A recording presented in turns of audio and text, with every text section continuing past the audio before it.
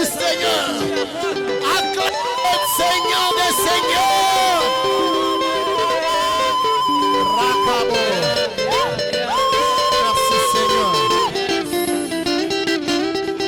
Merci Seigneur pour ces temps. Au nom puissant de Jésus. Amen. Acclame le Seigneur.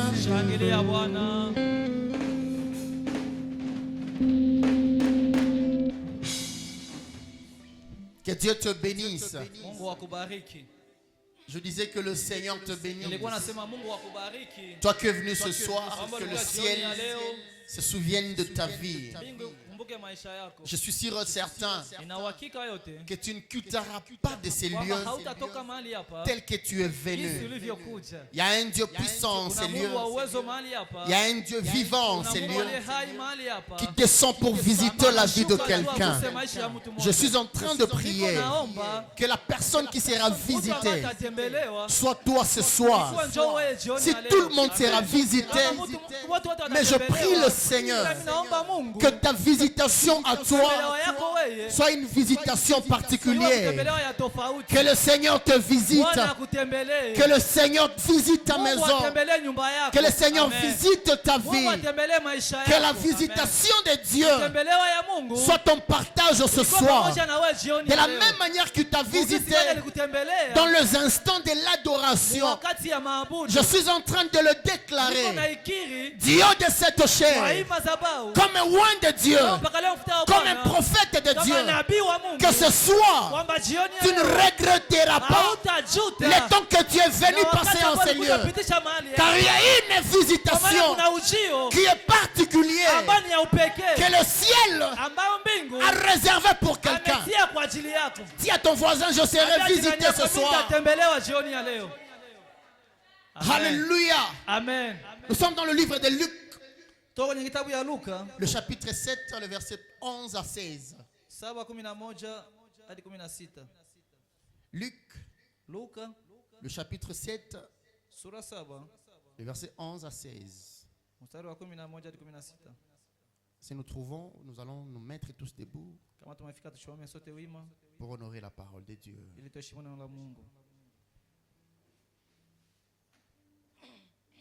J'aimerais que nous puissions lire ensemble. Pour ceux qui n'ont pas de Bible, le média nous a déjà projeté le texte. On va lire Luc le chapitre 7, le verset 11 jusqu'à 16. Lisons au nom de Jésus. 1, 2, 3.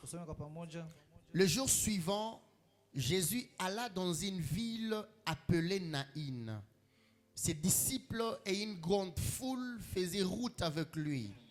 Lorsqu'il fut près de la porte de la ville, voici on portait en terre un mort, fils unique de sa mère, qui était veuve. Et il y avait avec elle beaucoup de gens de la ville. Le Seigneur, l'ayant vue, fut ému de compassion pour elle et lui dit, ne pleure pas. Il s'approcha et toucha le cercueil. C'est qu'il le portait s'arrêtèrent. Il dit, jeune homme, je te le dis, lève-toi. Et le mort s'assit et s'est mis à parler.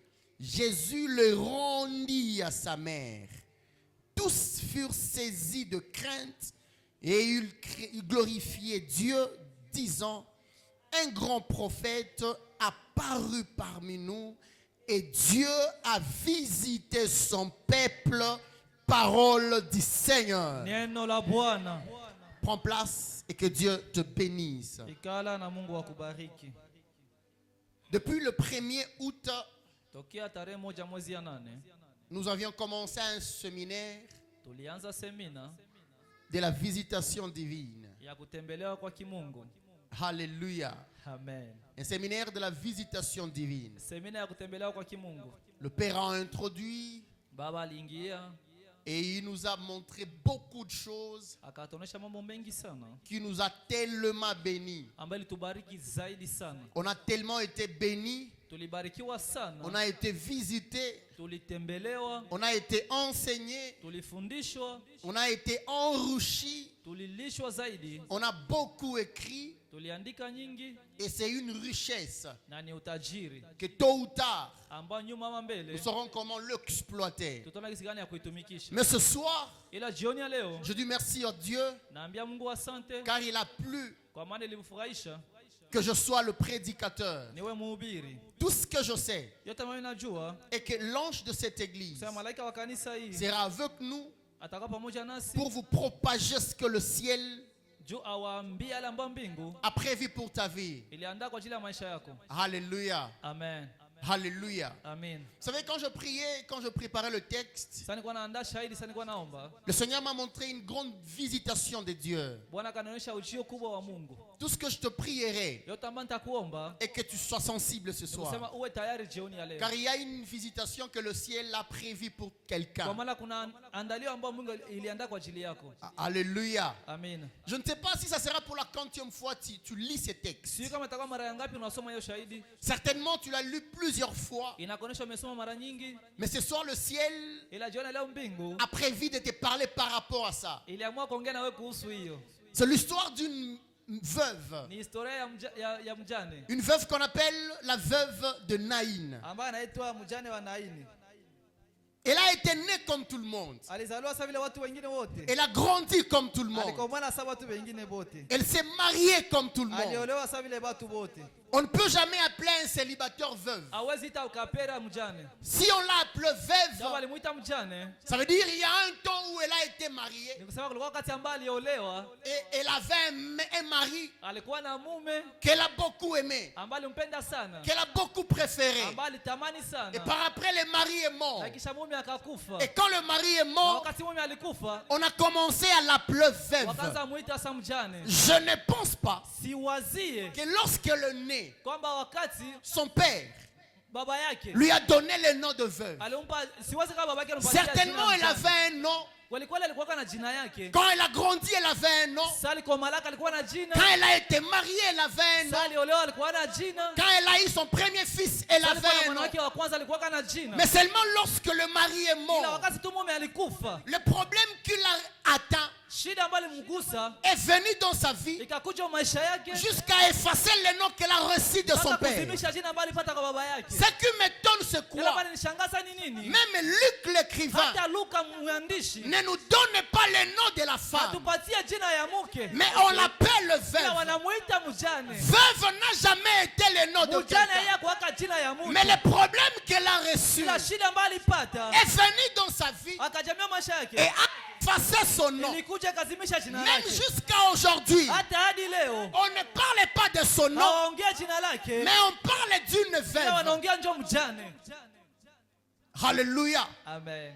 Alléluia. Amen. Des fois dans nos vies, on est visité par des problèmes, au point que ces problèmes ont tendance à prendre la place des noms que le Père nous a donnés.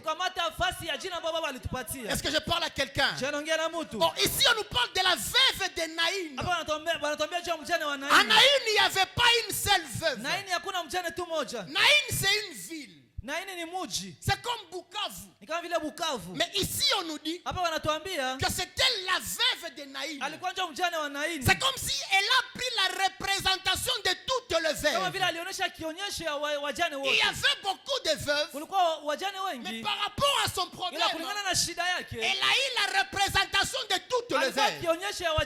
Mais malgré cela, quand le diable est venu dans sa vie, le diable l'a visité. Le diable a tué son mari. On a fait le deuil. On a enterré. Et on a oublié. Et par après, le diable ne s'est pas limité là. Il est revenu encore avec la même formule. De la même manière qu'il a tué le père, il a encore tué le fils. Ils ont fait le deuil de la même manière qu'ils ont fait le deuil du père. Ce que j'aime, c'est quoi? Quand ils sont partis enterrer le père, ils l'ont enterré et ils l'ont oublié. Mais quand quand ils ont voulu enterrer le fils, c'est là que la Bible me dit, quand ils étaient en chemin, il y a eu quelqu'un qui a quitté le ciel et qui a décidé de visiter la famille. Il a décidé de visiter la femme. Ils sont partis enterrer. Et quand ils étaient en chemin, Jésus est venu. Il les a arrêtés. Et il a refusé que le chemin que le Père a pris ne soit pas le chemin que le Fils prendra. Je suis en train de lever ma main ce soir. Que tu ne prendras pas le chemin que ton Père a pris. Tu ne prendras pas le chemin que ta mère a pris. Tu ne répéteras pas l'histoire de ton père. Tu ne répéteras pas l'histoire de ta mère. Si le papa est mort et on a enterré et on a oublié, le fils sera aussi mort, mais on ne l'enterrera pas. Amen. Amen. Alléluia. Amen. Alléluia. Amen. Vous savez, dans nos familles, on a tendance à répéter une histoire. Il y a une histoire que ta mère a vécue et tu as tendance à la répéter. Il y a une histoire que ta tante a vécue et tu as tendance à la répéter. Il y a une histoire que ton père a vécue et tu as tendance à la répéter. Ce que j'aime avec Dieu, quand le ciel visite la vie de quelqu'un, quand le ciel visite la vie d'une personne, la visitation ne s'arrête pas au présent, mais la visitation attaque aussi l'avenir. C'est que là où ton père a échoué, j'aimerais dire à quelqu'un que toi tu n'échoueras pas. Là où ta mère a échoué, je lève la main du haut de cette chair, que toi tu n'échoueras pas. Si ta maman a échoué dans son foyer, je lève ma main comme un prophète de Dieu, que toi tu n'échoueras pas dans ton foyer. Si ton père a échoué dans ses relations, je lève ma main du haut de cette chair, que toi tu n'échoueras pas. Je viens écrire une nouvelle histoire. Là ton père a pleuré, toi tu ne pleureras pas. Là où ta mère a pleuré, toi tu ne pleureras pas. Ce que ton père a eu dans la douleur, toi tu l'auras dans la grâce. Ce que ton père a eu souffrance, toi tu l'auras dans la grâce. Je me mets comme un prophète ce soir. Je viens prophétiser sur la vie de quelqu'un qui a une nouvelle dimension qui va commencer dans ta vie. Quand il y a une visitation de Dieu, c'est une nouvelle saison qui commence. Quand il y a une visitation céleste, c'est une nouvelle saison qui commence. Et je me réduire à quelqu'un que le ciel va te visiter. Et il ne va pas seulement te visiter, mais il va commencer une nouvelle saison. La Bible me dit, avant Jésus, il y avait le calendrier. Mais quand il a quitté le ciel, il est descendu sur terre. On a compté l'an 0. Quand la visitation commence, le calendrier est multiplié par 0. Et le calendrier commence. Je lève ma main ce soir.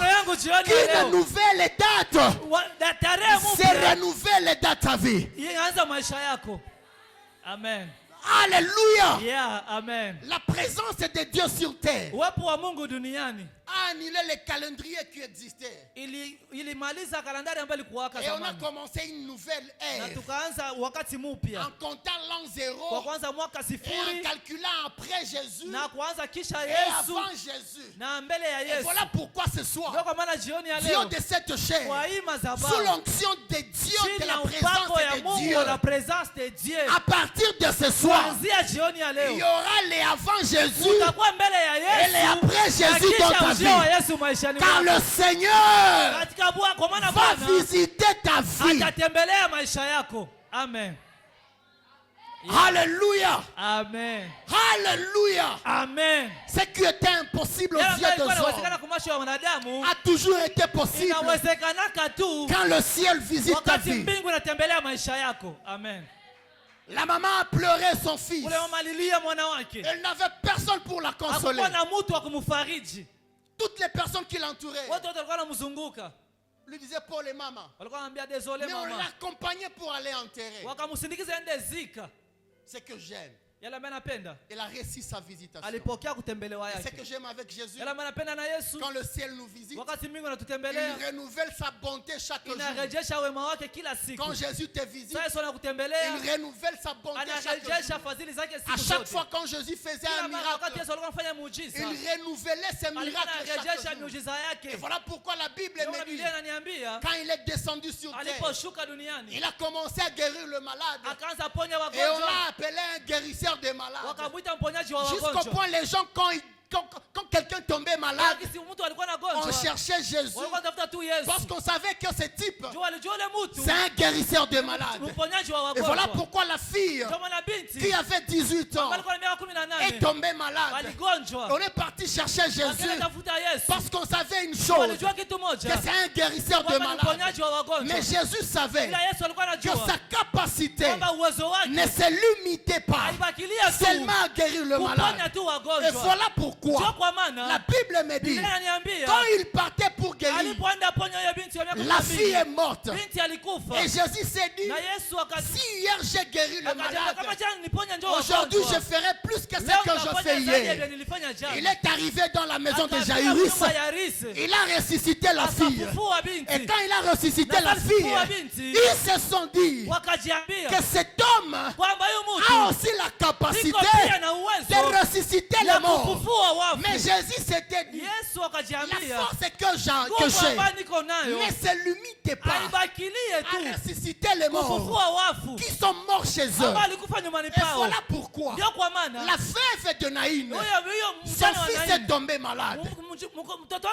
Et Jésus s'est dit, j'ai un jour guéri un malade, je n'irai pas la guérir. Il est mort. Jésus s'est dit, j'ai déjà ressuscité quelqu'un chez eux, je n'irai pas la ressusciter à la maison. On est parti l'enterrer. Quand ils étaient en cours de chemin, c'est là que Jésus s'est dit, je n'ai jamais ressuscité quelqu'un en cours de chemin. Et Jésus l'a visité et a ressuscité. Jusqu'au point Naïn a dit, un grand prophète a apparu parmi nous. Et Dieu a visité son peuple. Mais Jésus s'est dit, la puissance que j'ai ne se limite pas là. Et la Bible nous amène dans l'histoire de Lazare. Lazare est tombé malade. Jésus s'est dit, j'ai un jour guéri un malade, je n'irai pas guérir Lazare. Lazare est mort chez eux. Jésus s'est dit, j'ai ressuscité quelqu'un à la maison. Lazare, je ne viens pas. On est parti enterrer Lazare. Jésus s'est dit, j'ai ressuscité quelqu'un en cours de chemin. Je ne viens pas. On a enterré Lazare. Après 4 jours, il a reçu la visitation. J'aimerais dire à quelqu'un, à chaque jour qui vient, le Dieu de cette chair renouvelle sa visitation. Amen. À chaque jour qui vient, le Seigneur renouvelle sa visitation. Et ce soir, si hier il t'a fait bonté, ce soir, il fera plus que ça. Amen. La Bible me dit qu'ils sont partis enterrer. Tout le monde pleurait. Même la maman pleurait. Mais ce que j'aime, c'est quoi? Quand ils sont arrivés à la porte, la ville ancienne avait des clôtures. Et il y avait une porte d'entrée et une porte de sortie. Et quand ils sont arrivés à la porte, c'est là que la visitation est venue. La Bible me dit que quand Jésus est venu, il les a arrêtés. Mais je demande à Jésus la question. Comment tu peux arrêter le cortège qui part à l'enterrement? En réalité, qui que tu sois, quand il y a des gens qui partent enterrer, c'est toi qui dois t'arrêter et le cortège passe. Mais Jésus s'est dit, si je respecte la loi, cet enfant sera enterré et il va recopier l'histoire de son père. Et voilà pourquoi je vais violer la loi pour que ma visitation dans cette famille puisse être réalisée. Je suis en train de dire à quelqu'un que le Dieu de Domarume va violer la loi de ta famille pour te faire grâce. Si dans ta famille on ne se marie pas, ça c'est la loi de chez vous. Le Dieu d'ici, c'est un Dieu qui viole les lois. Et je le déclare, après ce séminaire, les lois de ta famille seront violées et tu seras marié. Si chez toi on ne trouve pas de travail, je lève ma main comme un prophète de Dieu que les lois de chez vous seront violés aujourd'hui jusqu'au point que le ciel te visitera. Dis à ton voisin, les lois de chez nous seront violées. Yes, amen. Amen. Qui t'a dit que le mariage n'est pas ton partage? Qui t'a dit que le travail n'est pas ton partage? Qui t'a dit qu'acheter une voiture n'est pas ton partage? Qui t'a dit qu'avoir un contrat n'est pas ton partage? Je viens briser toutes les lois possibles. Ce qui était impossible sera possible ce soir. Quand il y a visitation de Dieu, les lois ne résistent pas à la visitation de Dieu.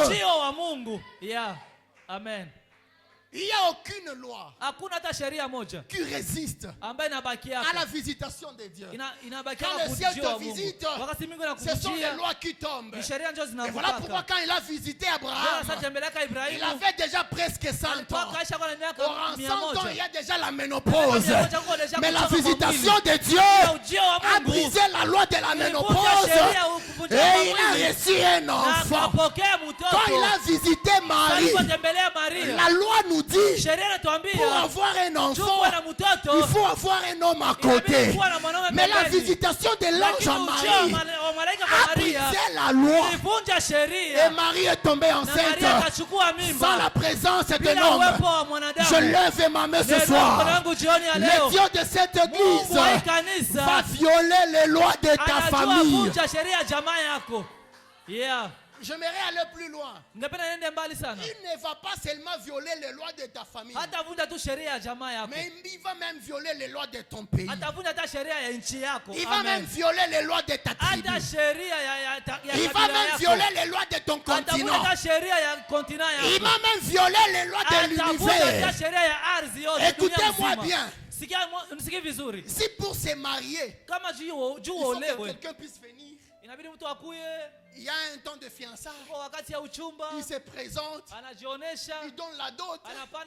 On discute. Ce sont des processus. Ce sont des processus. Quand il y a la visitation de Dieu, tous ces processus-là tombent. Écoutez-moi bien. Pour que quelqu'un aille au ciel, il faut qu'il reçoive Jésus. Après le recevoir, il faut qu'il soit baptisé. Après qu'il soit baptisé, il faut qu'il soit chrétien.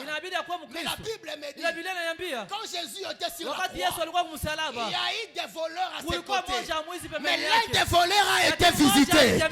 Et Jésus lui a dit, même sans être baptisé, ce soir, tu seras... Amen. Même sans être baptisé, même sans pour autant me recevoir, ce soir même, tu seras au paradis. Mais je demande à Jésus, il n'a pas encore reçu Il n'était pas encore reçu. Comment il ira au ciel si vite comme ça? La facilité à Boendengeni. Et c'est Jésus qui me dit, quand moi je visite quelqu'un, je m'en fiche de vos lois là. Je m'en fiche de vos procédures. Car quand moi j'arrive, je brise les procédures. Tape ta poitrine et dis, les lois de ma famille seront tombées aujourd'hui. Amen. Alléluia. Amen. Et Jésus lui a stoppé. Jusqu'au point. Et aussi, ils se sont arrêtés. Ils se sont arrêtés. La maman pleurait. Elle s'est lamentée. Elle pensait comment elle a perdu son fils. Après, il y a un homme qui les arrête. Quand il y a cortège, il y a toujours ceux qui sont devant. Et il y a toujours ceux qui sont derrière.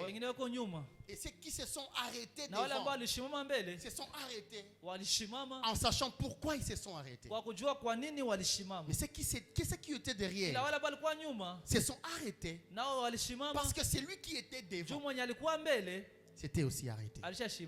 Ça pour autant savoir le pourquoi. Par après la Bible me dit que Jésus toucha le cercueil. Il toucha le cercueil. Là où était le fils. Et par après, quoi qu'il était mort, la Bible me dit que Jésus lui dit, lève-toi. Mais un mort qui comprend et qui écoute la voix de celui qui le visite. Un mort qui comprend et qui écoute la voix de celui qui le visite. Et Jésus lui a dit, lève-toi. Il s'est levé. Et par après, je pense, ça c'est pas la Bible qui le dit. C'est moi et ça n'engage que moi. Moi je pense que quand le mort est revenu à la vie, dans nos coutumes africaines, je ne vois nulle part où vous partez enterrer. Vous sortez de la botte, vous partez enterrer. Vous avez un Nyawera. Un homme vient et il vous arrête. Il y a un long cortège. Il y a un long cortège. Et quand vous vous arrêtez, c'est lui qui était à côté du cercueil. Il voit que le mort vient de se réveiller. Je ne pense pas que ces gens-là sont restés là en train de voir. Moi je pense qu'ils ont commencé à fuir. Pourquoi? Parce qu'il y a un mort qui revient à la vie. Ce qui m'intrigue c'est quoi? Ceux qui étaient à côté du cercueil fouillaient en sachant pourquoi ils fuient. Mais ceux qui étaient de loin là, et ils ont commencé à fuir. Parce que ceux qui étaient devant fouillaient sans savoir le pourquoi de leur fuite. Il y a quelqu'un qui me comprend? Alléluia. Amen. Cela veut dire quoi? Il y a d'autres bénédictions. Que même les ennemis qui sont à côté de toi. Ça ne demande même pas à dire, Bwana, où est maadui zangu? Seigneur, kuna zingine baraka ambazo hazitakukuta maadui lakini zitafukuza maadui. Non seulement wengine watakimbia na wanajua kwa nini wamekimbia, mais kuna wengine watakimbia bila kujua kwa nini wamekimbia. Voilà pourquoi baraka zako jioni ya leo itacréer des bandes de mukande ya maadui. Il y a de ces gens qui te voient et qui pensent qu'avoir un contrat c'est impossible. Mais quand tu l'auras, il y a de ces gens-là qui ne vont pas résister à la grandeur de ta bénédiction et ils vont partir. Et voilà pourquoi la Bible me dit qu'ils sont partis, ils sont venus dans un seul chemin. Mais quand la bénédiction a vu la vie, ils se sont éparpillés en 7. Ils sont venus dans un seul chemin, mais ils vont fuir 7 chemins. Que la visitation de ce soir te donne et bénédiction ilete baraka qui n'aura pas besoin d'un témoignage ambayo itakuwa na haja na ushuhuda pour que les gens comprennent que tu as été watu waelewe béni. kama ulibarikiwa. Yes. Amen. Amen. Mon pasteur, kuna baraka zingine. Il y a d'autres bénédictions. Ayombe ushuhudie. Ça ne demande pas que tu témoignes. Ça tu vas comprendre Lorsqu'on te voit, c'est visiblement, palpablement. Bayama, shawarma iko mbinguni. Le shawarma n'est pas au ciel, c'est ici. Saucisson iko mbinguni. Le saucisson n'existe pas au ciel, c'est ici, sur la terre. Il faut en manger ici. Poulet mayo haiko mbinguni. Le poulet mayo n'existe pas au ciel, kama c'est ici. tutaikula hapa. Nous allons le manger ici. Ndio maana Bwana kikubali. C'est pourquoi il est béni. Mange ton argent. Pekenya kuzako. Na usisahau kupiga ka selfie na ka Snapchat. Et n'oublie pas de faire un selfie. Baadaye jioni weka kwa mtandao. Et mets sur les statuts. Wa comprendre kama neema imetembea, neema imetembea. La grâce t'a touché, t'a localisé. Yeah.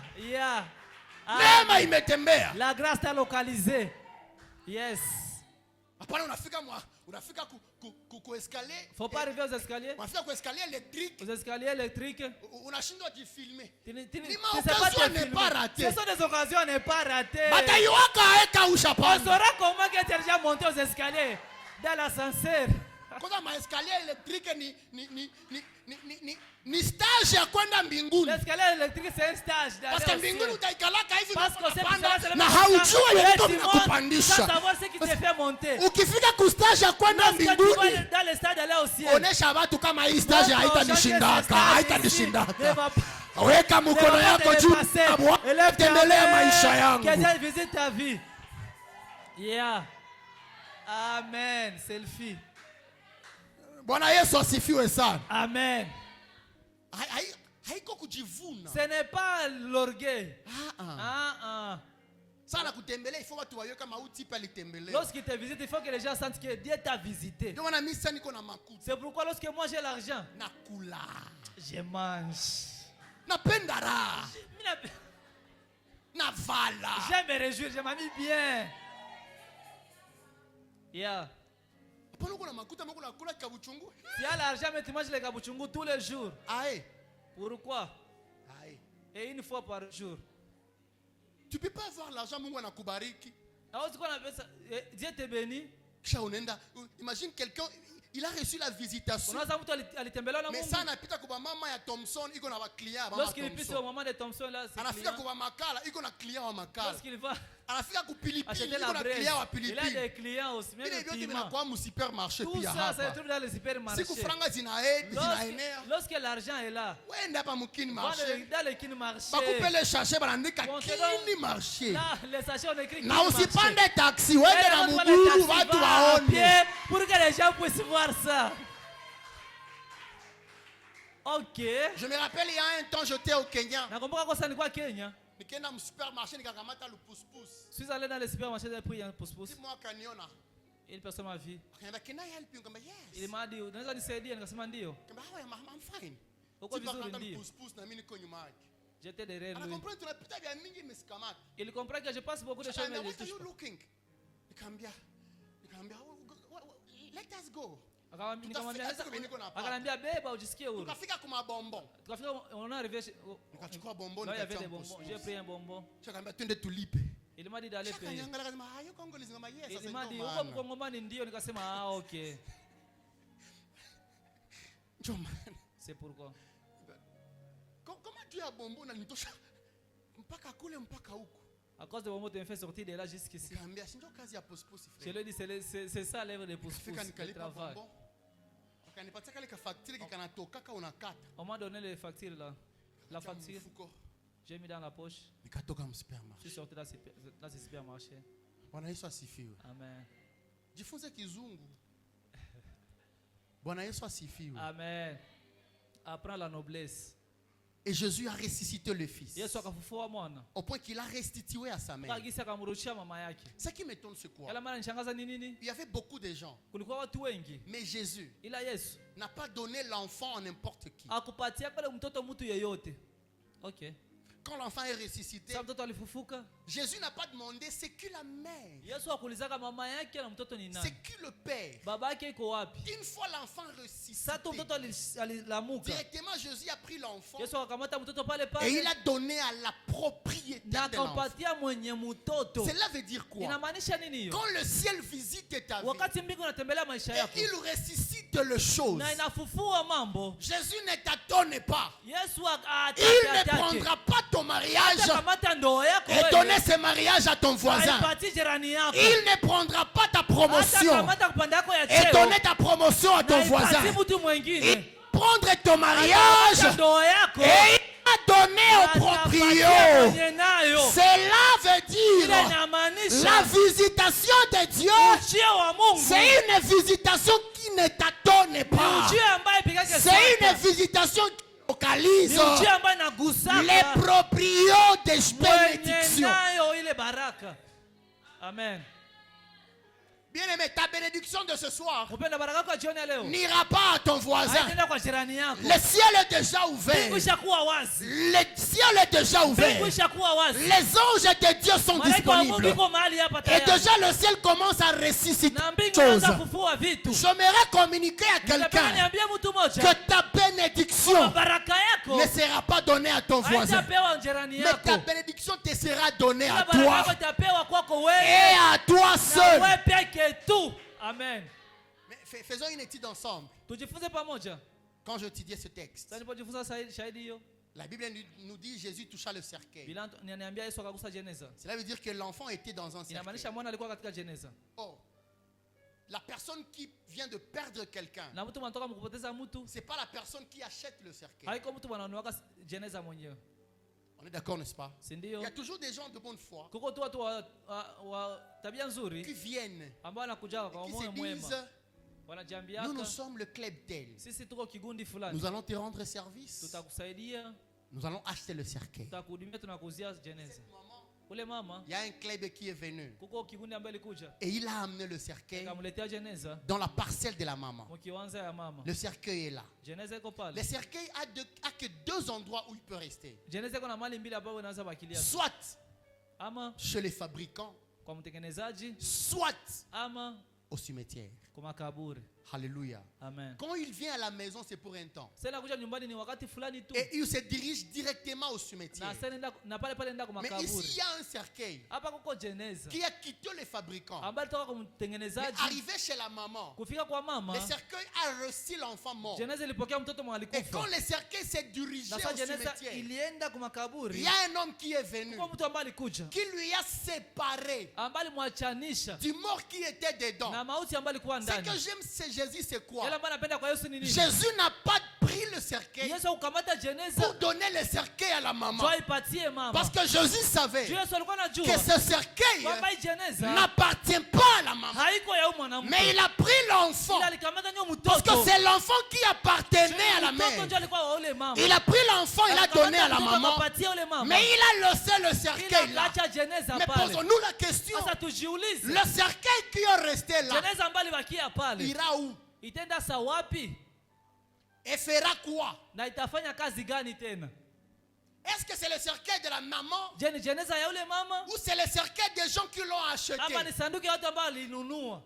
Est-ce que tu es d'accord avec moi ce soir qu'il y a des cercueils qui tomberont en chomage suite à la bénédiction de Dieu et à la visitation de Dieu? On a voulu enterrer ton mariage. On a voulu enterrer ton avenir. Mais il y a un homme qui est venu, qui a ressuscité ton avenir. Et le cercueil est resté. Ok. Bwana Yesu asifiwe sana. Mais si la maman disait, oh familia, oh la famille, vous nous avez amené ça. Mais c'est parce que j'avais un mort. Mais maintenant mon enfant vient de ressusciter. S'il vous plaît, reprenez votre cercueil. Je me demande où est-ce que ce cercueil ira?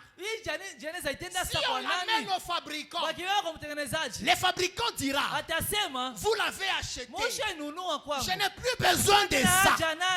Mais si les gens restent avec, ils vont l'amener où? Que le cercueil, que le diable a prévu pour ta vie tombe à chômage ce soir. Amen. Yeah. Amen. Niko naona majeneza ya familia yako. Je vois beaucoup de cercueils dans ta famille. Itachelewa jioni ya leo kwa jina la Yesu. Ce soir au nom de Jésus. Tout ce qu'ils ont prévu. Ils ont prévu de cercueil pour que toi tu sois enterré. Ils ont prévu un cercueil pour que ton don soit enterré. Ils ont prévu un cercueil pour que ton fiançailles soit enterré. Mais après la visitation, l'enterrement n'a point de place. Après la visitation, l'enterrement n'existe plus. Amen. Que le feu descend du haut de cette chair et que ce fait-là s'éparpille dans l'église.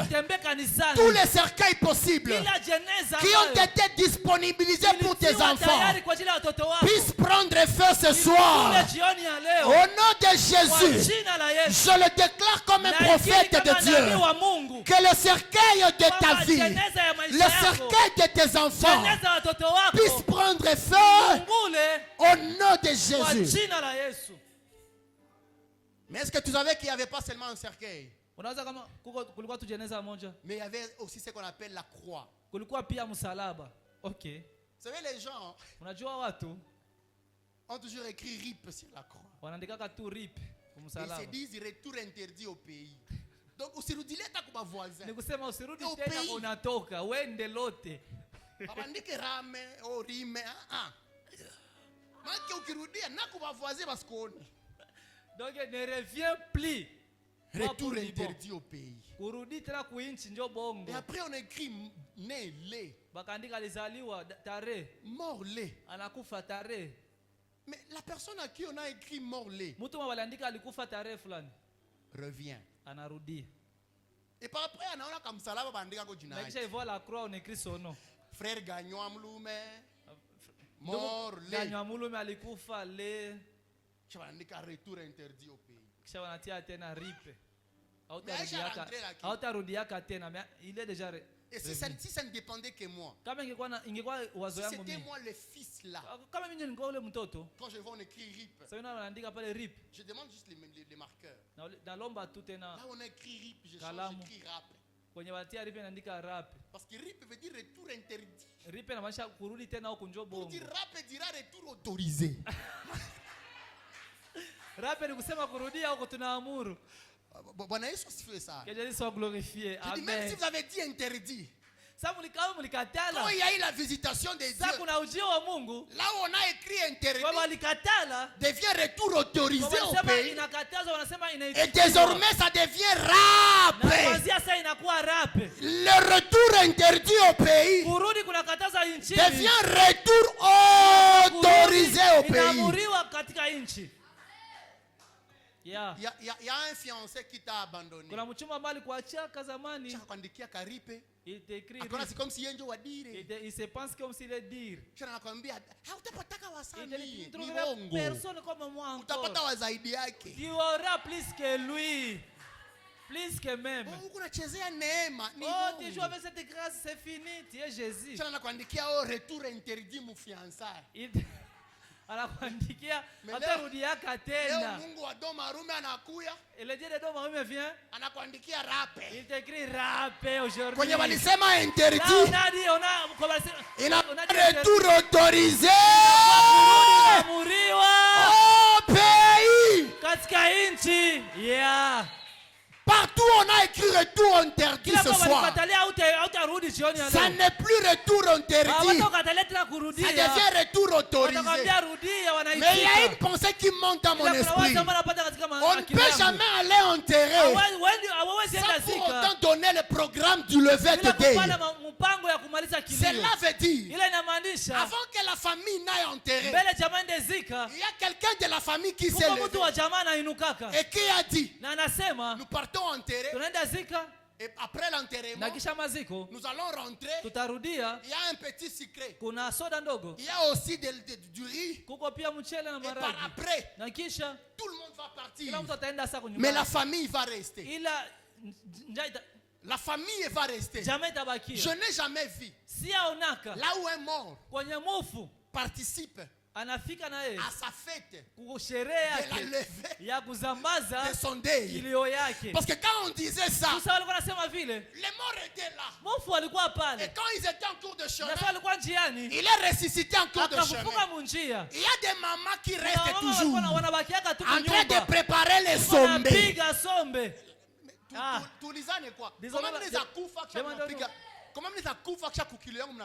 Comment j'avais mourir dans mon dé, vous préparez la viande. Ça c'est l'amour ou bien? Et ils sont partis enterrer. Mais ici derrière, il y a des mamans qui préparaient. Mais arrivé en cours de chemin, les morts sont ressuscités. Et par après, avant que les morts ne soient à la maison, il y a des gens qui sont partis avant lui. Cela veut dire il y a des bénédictions que le ciel mettra dans ton chemin. Donc avant que toi tu ne témoignes, il y a ceux qui vont témoigner avant toi. Quand les gens sont rentrés en courant, certes les gens leur ont demandé pourquoi vous fuyez. Et les gens ont commencé à dire, si nous le on n'est plus arrivé au cimetière.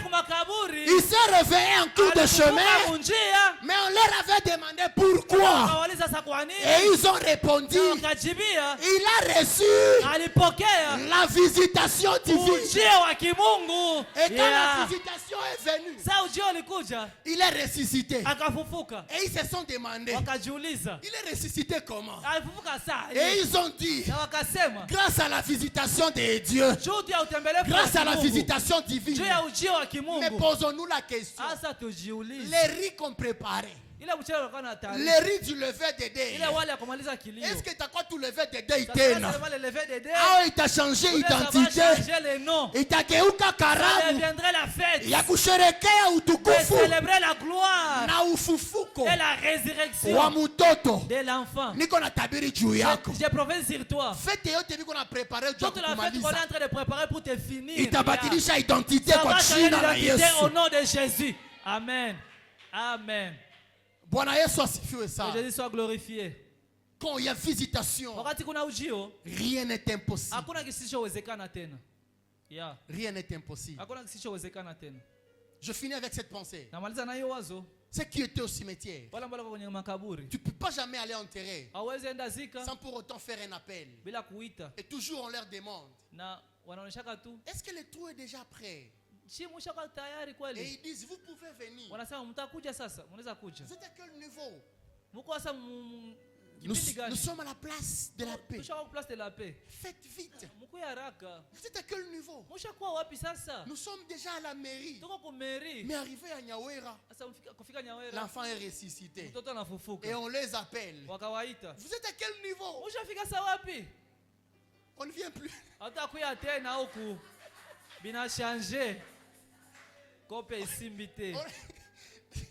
On ne viendra plus. Pourquoi? Parce que l'enfant a reçu la visitation de Dieu. Gloire à Dieu. Gloire au Seigneur. Est-ce que tu es d'accord avec moi que la visitation de Dieu a la capacité de bouleverser le programme mondain et à instaurer de nouveaux programmes?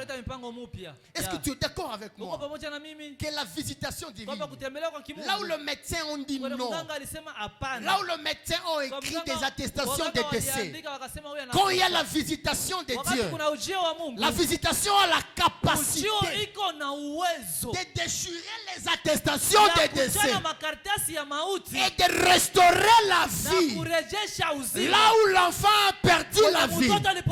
Est-ce que tu es d'accord avec moi que là où tu avais déjà perdu espoir, la visitation de Dieu a la capacité de restaurer tout ce qui a été perdu? Est-ce que tu es d'accord avec moi que ce soir tout ce qui est mort, tout ce que tu as perdu, les dieux de cette chair m'a confirmé de dire à quelqu'un que tout ce que tu as perdu sera ressuscité au nom de Jésus.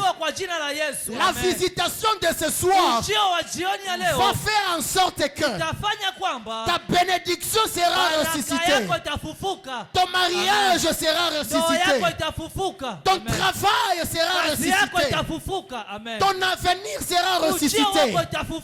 Tout ce que tu as perdu sera ressuscité au nom de Jésus. Tu es là, tu sers Dieu. Tu as accepté la croix. Mais quand tu vois la vie que tu mènes, il y a des choses qui sont encore mortes. Le ciel m'envoie de dire à quelqu'un que tout ce qui était encore mort, la visitation de ce soir va ressusciter ces choses, va ressusciter ton fiançailles, va ressusciter ton avenir, va ressusciter tes diplômes. Est-ce que là où tu es, tu peux commencer à méditer et commencer à prier et dire à Dieu, mes choses vont ressusciter aujourd'hui.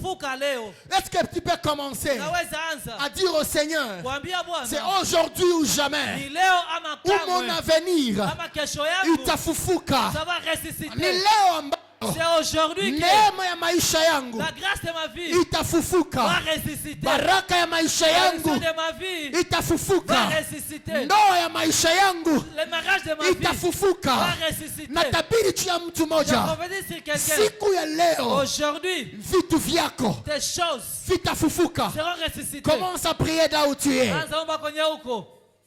Rakabosh Rama Manderebo Rikaya Bashekete Makaya Manderebosh Rosoka Sheke Zama Mandere Manderebosh. Kwa jina la Yesu Kristo, kwa jina la Yesu Kristo, kwa jina la Yesu Kristo, hautatoka hapa jioni ya leo na vitu vyako havijaamka. Pour que tes choses jioni ya leo kuna vitu vya maisha yako ambavyo vitafufuliwa. Omba kwa jina la Yesu. Omba kwa jina la Yesu. Omba kwa jina la Yesu. Omba kwa jina la Yesu. Omba kwa jina la Yesu. Omba kwa jina la Yesu. Omba kwa jina la Yesu. Omba kwa jina la Yesu. Omba kwa jina la Yesu. Omba kwa jina la Yesu. Rabababababababa. Bwana afufue ndoa yako. Bwana afufue maisha yako. Baba, tuko hapa